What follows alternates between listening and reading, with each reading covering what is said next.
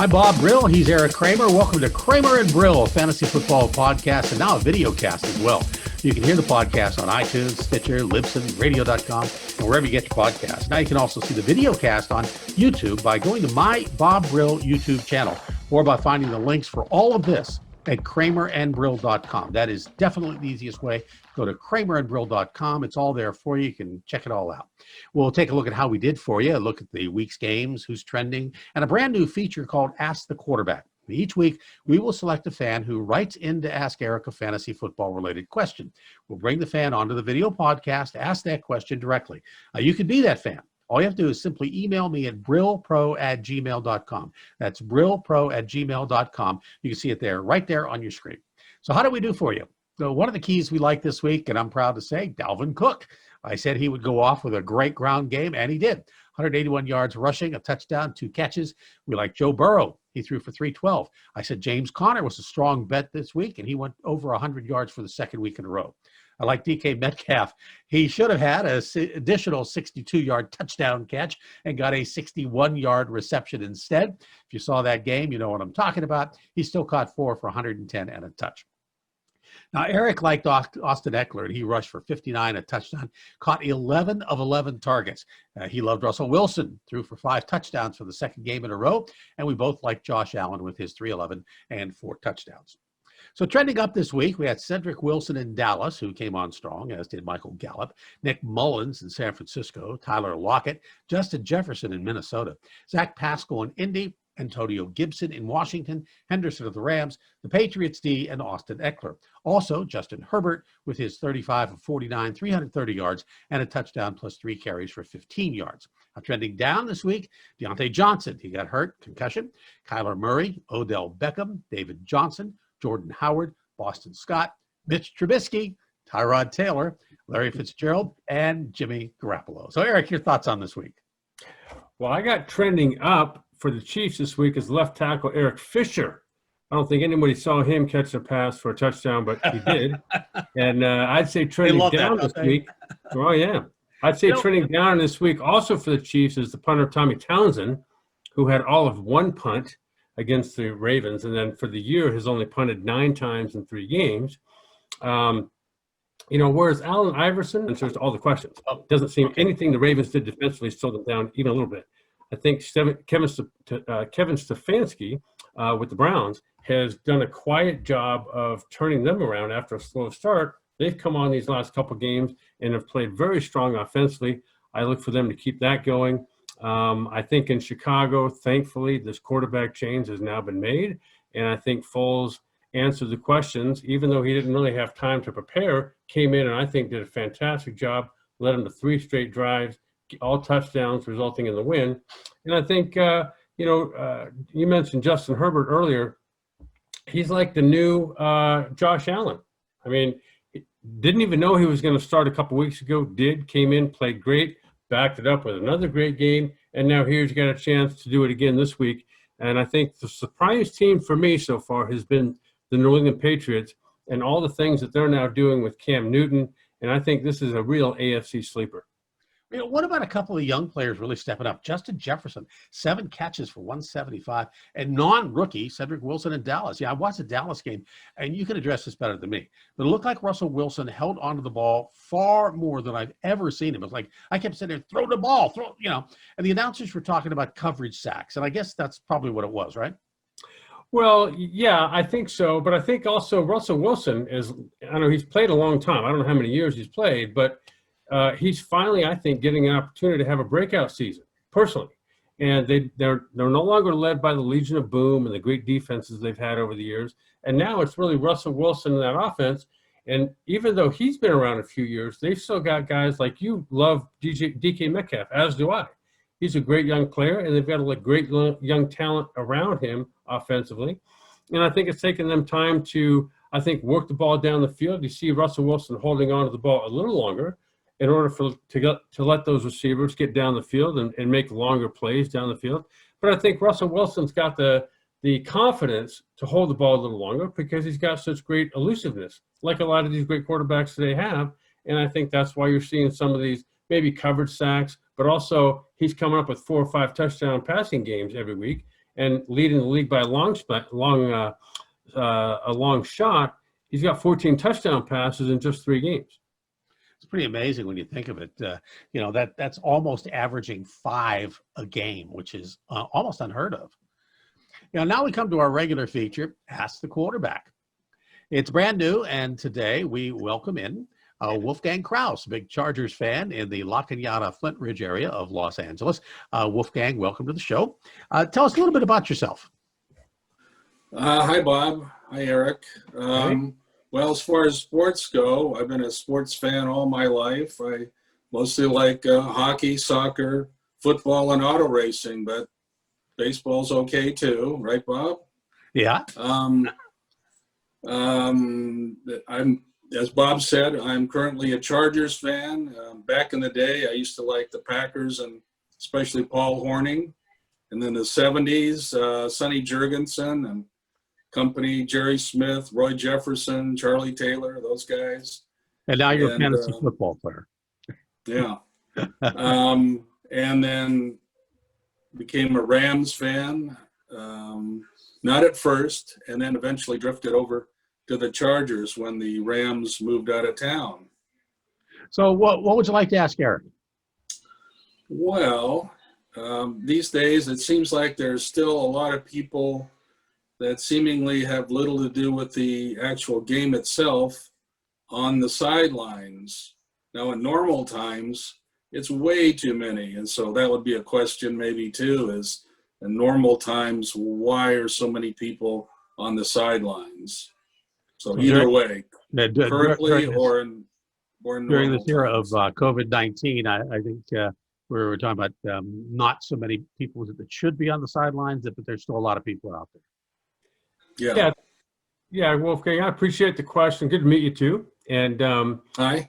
I think that I don't really notice all that many more people than normal on the sidelines. But those that are, I notice that they're all wearing masks. And it's almost like, going to a restaurant these days in California, you wear the mask to get in, but once you're in, somehow the COVID goes away and then you can take it off.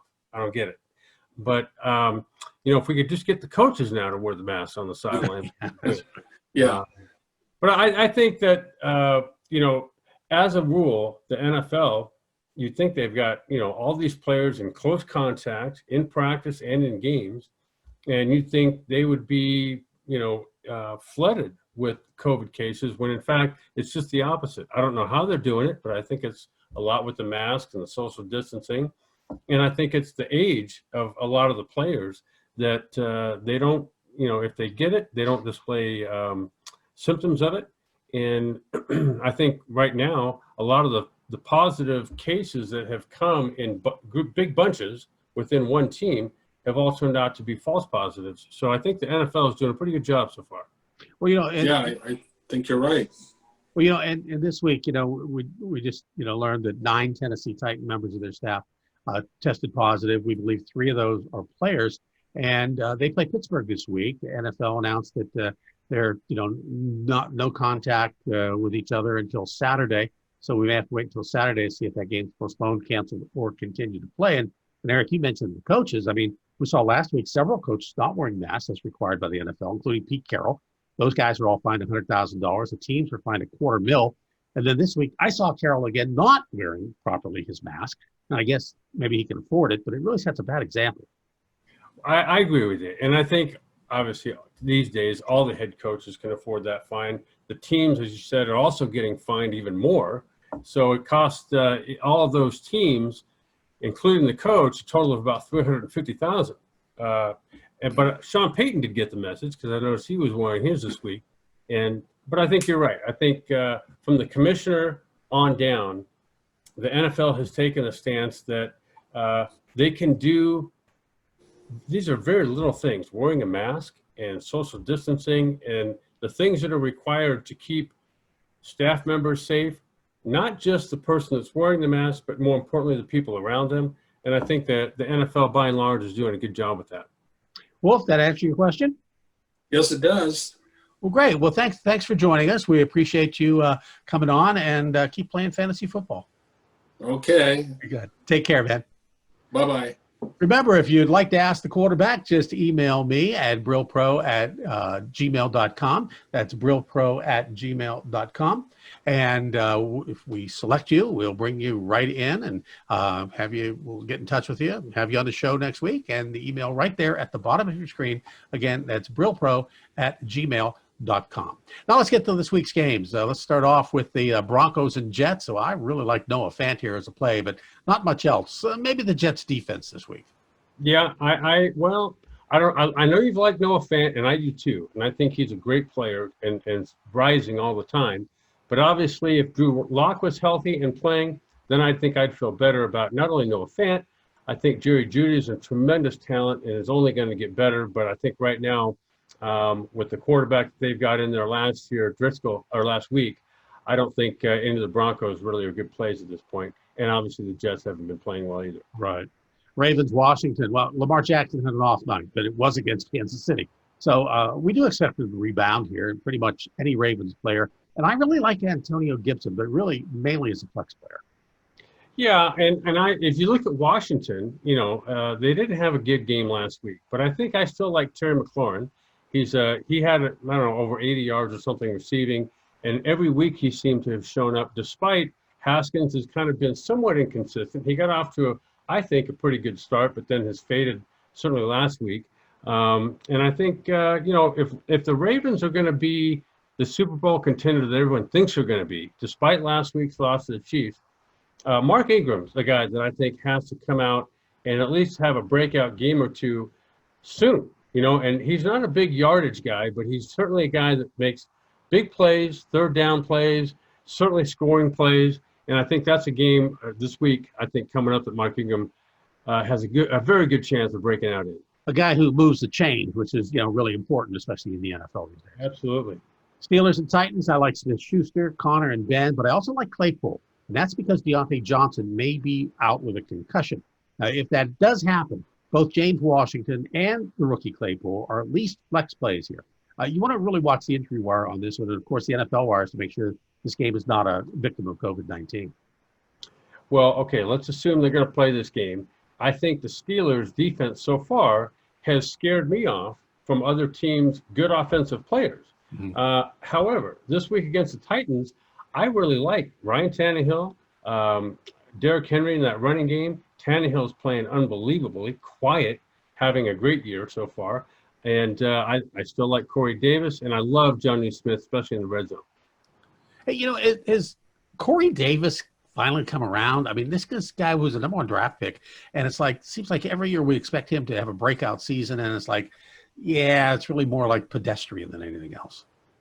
Well, in the games that I've seen, and I haven't seen them all, but Ryan Tannehill actually looks a lot for Corey Davis. He runs great routes. He's got a great burst off the line, and I just think that's a chemistry that we're going to see continue to develop.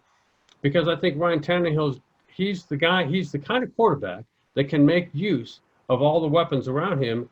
And he doesn't get to throw the ball a ton because they're so effective running the ball. But because they are effective running the ball, that opens up the play action game, which obviously Jonnu Smith has made a lot of hay with that. And Corey Davis, I think, also is going to make a lot of great plays. Chargers and Buccaneers, Eckler solid, but don't fall in love with them this week. Buccaneers defense is really tough. Brady is solid, and Gronk had 6 catches this past week, so he's a play, I think. And I like Herbert here, and mainly because of volume, but be careful with him. Well, again, I'm going to disagree with you here a little bit in that Eckler, here's why I like the Chargers. I think the players around Herbert, and whether it's Tyrod Taylor or Herbert, the offensive line's been playing fantastic. The running backs, the receivers have all been being very productive in a very good scheme. This is the first time I've seen them look this good in quite a while. And I think that's why Eckler has shown up strong, not only in the running game, but in the passing game as well. Their play calling and the execution of the play calling has been fantastic. And that's why I think the longer this goes on where Tyrod Taylor isn't playing, and not due to his fault, obviously, but I think that gives the case for Herbert every week to grow stronger and stronger. And so far, after 2 weeks, he really has been. It's sort of like a situation where Roethlisberger, when he came in his first year, Tommy Maddox was ahead of him, got injured. and they wanted Roethlisberger to sit on the bench and watch, and all of a sudden he came in and led into the playoffs. And you think Herbert's that kind of guy can do that? I am, yeah. I think a lot of people think that because, I mean, just listen to the commentators last week. It's not often you see a 6'6", 245-pound quarterback to begin with. And then when they are that big, they're not usually that elusive, which he is. So he buys time. He makes plays down the field. Even though he escapes the pocket, he's not always looking to run first. But when he can, he does. And he's obviously scored his first touchdown the first week on the first drive. So I think he adds a dimension to this offense that they haven't seen in, a long time, because neither Phillip Rivers nor Drew Brees were great athletic quarterbacks. Seahawks Dolphins. Keep an eye on the injury report here for Chris Carson. Right now, he's a no-go. They're talking, we'll know by the end of the week, probably Friday practice. His backups are Carlos Hyde and Travis Homer. Look for Carlos Hyde, the dependable one, to be in there. I think he's only expected to get like 5 points right now, but that will change if Carson is definitely out. I agree with you. And my Seahawks prediction here is that no matter who's at running back, Russell Wilson's going to throw for, let's say, conservatively 3 touchdowns. And I think at least one of those goes to Metcalf, and hopefully he doesn't give one away like he did last week. And I think, offensively now, I'm starting to believe in the Dolphins. They looked, I think, very not good at all against the Patriots to open the season, but every single week they've gotten better. And last week, obviously, against the Jaguars, they looked very good. And I think Myles Gaskin, Devontae Parker, Gesicki, especially in the red zones, those are all good plays, and especially because of the play of Ryan Fitzpatrick. Did you notice that I have less hair than I had last week? By how many? 1 or 2? Yeah. It's because of I'm watching DK Metcalf run for this touchdown and then get the ball knocked out on the 1 yard line, and I'm pulling my hair out like this, Right. I mean, he became Leon Lett for about 3 seconds. Well, there was a Steeler guy years ago. I forget who it was. He was celebrating on the 3 yard line and dropped the ball. I mean, these guys, you just gotta. You're an NFL professional. You can't do that kind of stuff. Hey, let me tell you something. They cover that in Pop Warner football. There's no sense in celebrating before you get in the end zone. Yeah. I mean, there's a guy who I'm trying to think who it was last week, Justin Jefferson. Yeah.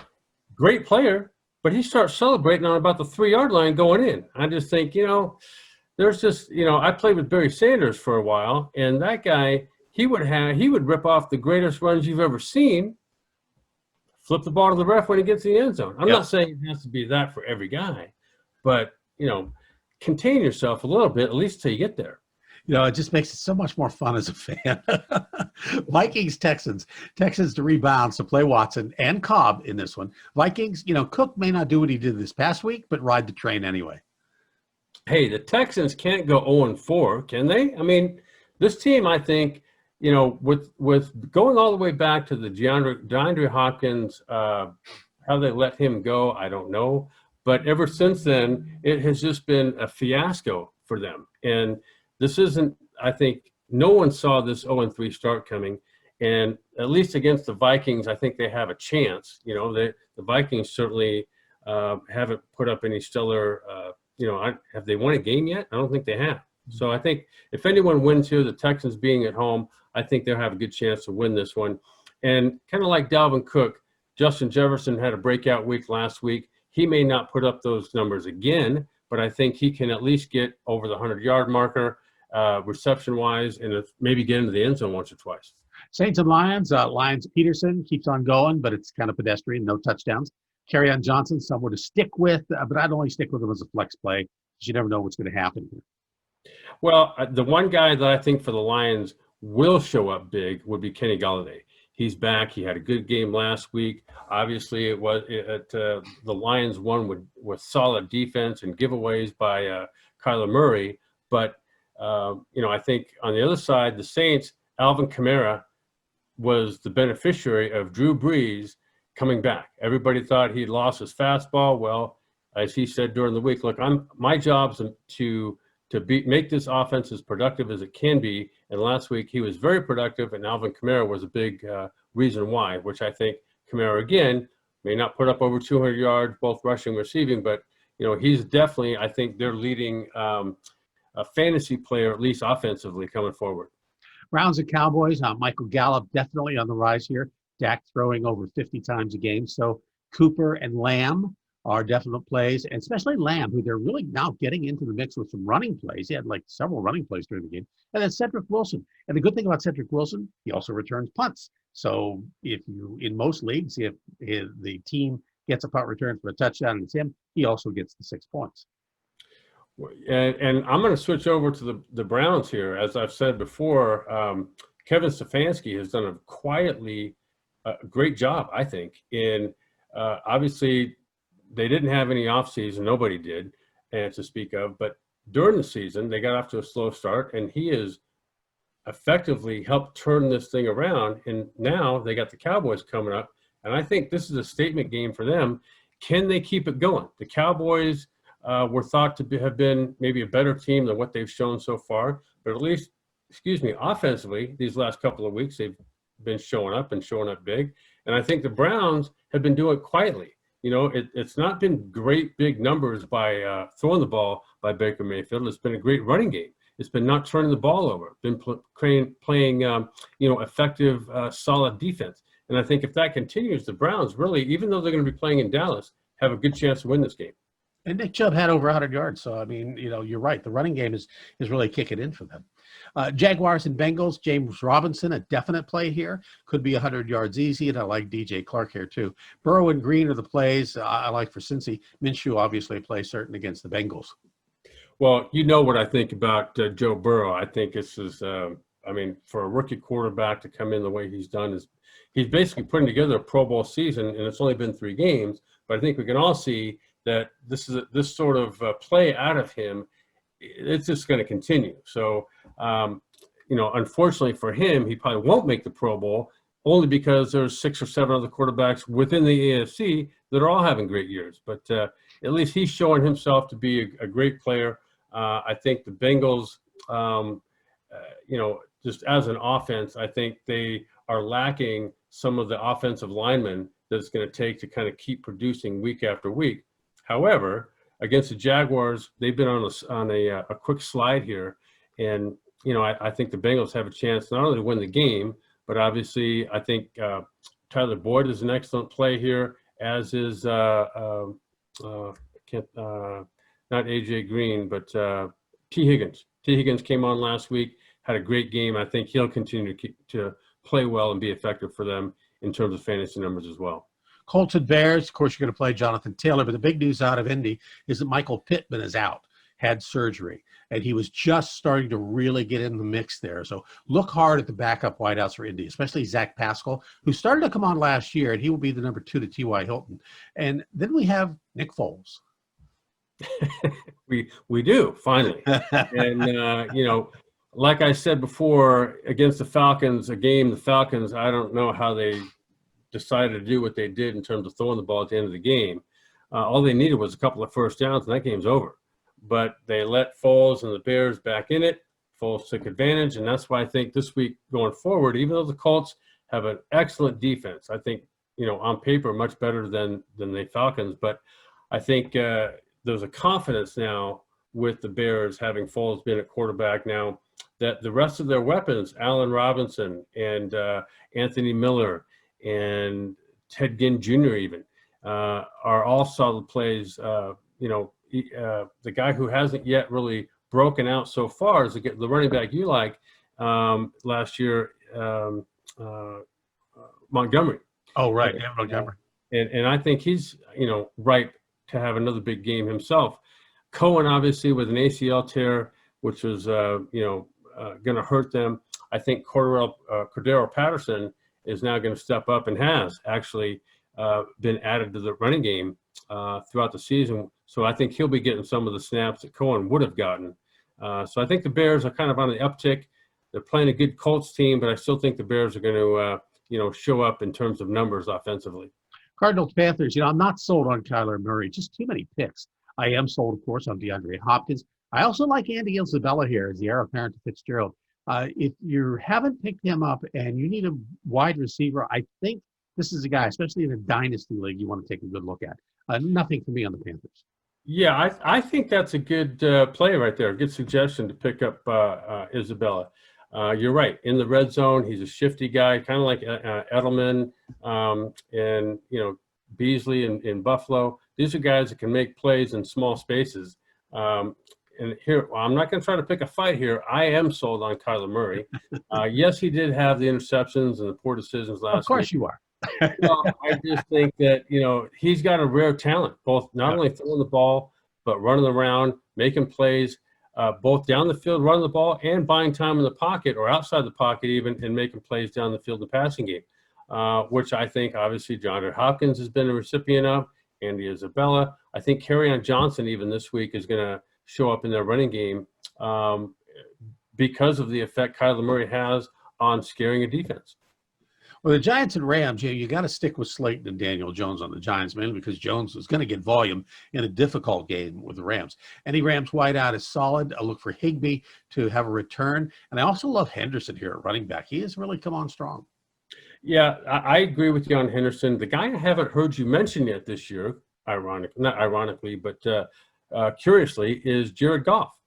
He has put together a fantastic year. He's got a great play caller in Sean McVay, and the two of them together are just going off. Even though they lost the game last week to Buffalo, I still like the combination of those two. Henderson obviously has now given them the stability they've been looking for. They didn't have last year with Todd Gurley, and I think everybody within the Rams organization, at least offensively, seems to be on a pursuit this year of making up for a down last year. Obviously, Cooper Kupp has come in and played great, and Robert Woods is a great option, and Higbee, as you mentioned.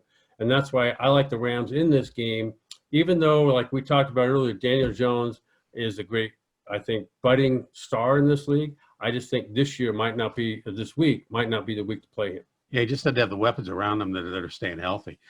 Bills, Raiders, well, I'm talking shootout time here. I'm loving both Josh Allen and Derek Carr.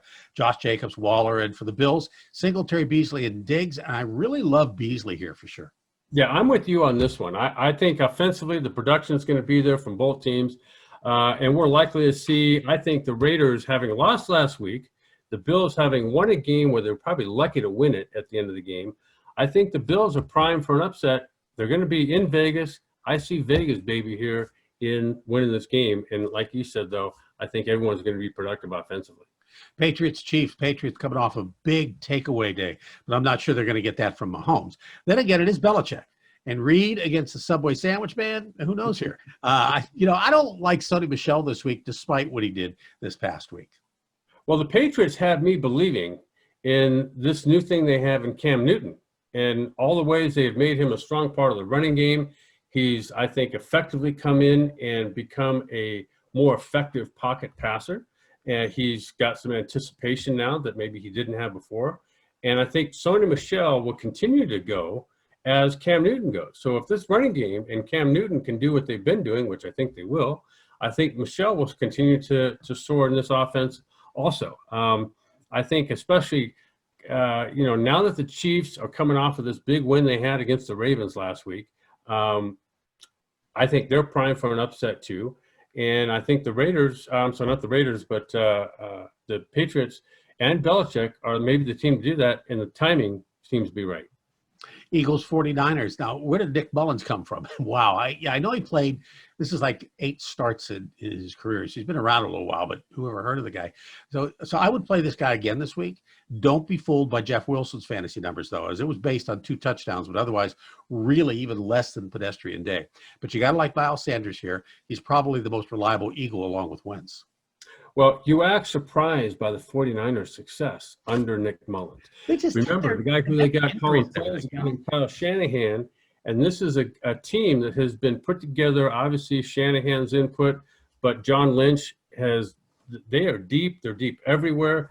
And so far, it doesn't matter who goes down. They got a guy that's going to come in and replace the guy who went down as good or better than he was. So I think Shanahan, like his dad, Mike Shanahan, has just, to me, proven to be a great leader, great play caller offensively, but I think a great head coach as well. And I think, the Eagles are wobbly right now. Carson Wentz is wobbly as a quarterback. Their organization is on thin ice. Doug Peterson's coming on some heat now. They have to travel out to San Francisco. So again, I like the 49ers to win the game. I'm not quite so sure the Eagles have anybody fantasy-wise that I would start this week. The Falcons and Packers, it's the last game of the week, really continues to amaze, as does Matt Ryan. Todd Gurley seems to have found himself. So as a flex, I like him. I also like Marquise Valdez-Scantling. That's along with everyone else of the Packers. I have believed in him since last season. If he's available, he's a guy I would look to pick up. Yeah, I'm with you. The Packers are an easy team to like. Everybody offensively, fantasy football wise, is a solid start no matter who they are. I disagree a little bit with the Falcons. Kind of like the rest of the NFL viewers. How and why they're doing what they're doing lately offensively has got me scratching my head too. Ridley, although, is a great, I think, week-to-week player. Matt Ryan, however, I think, the pounding he took last week against that defense with Chicago, the Packers are another good pass rushing defensive front. And I think that could be turn the table, at least for me. That's why I wouldn't start Matt Ryan. But like if you have Ridley, I would start him. But Gurley, I'm not so sure about, because I think they're going to be throwing this game, trying to keep up with the Packers offense. And there you have it. Kramer and Brill, Fantasy Football Podcast, and now a video cast as well. You can hear the podcast on iTunes, Stitcher, Libsyn, Radio.com, and wherever you get your podcasts. Now you can also see the video cast on YouTube by going to my Bob Brill YouTube channel, or by finding the links for all of this at KramerandBrill.com. That's the easiest way. And don't forget about our brand new feature, Ask the Quarterback. Each week, we will select a fan who writes in to ask Eric a fantasy football-related question. We'll bring the fan on to the video podcast to ask that question directly. You can be that fan by simply emailing us at brillpro@gmail.com. That's brillpro@gmail.com. You see it right there at the bottom of your screen. See you next time.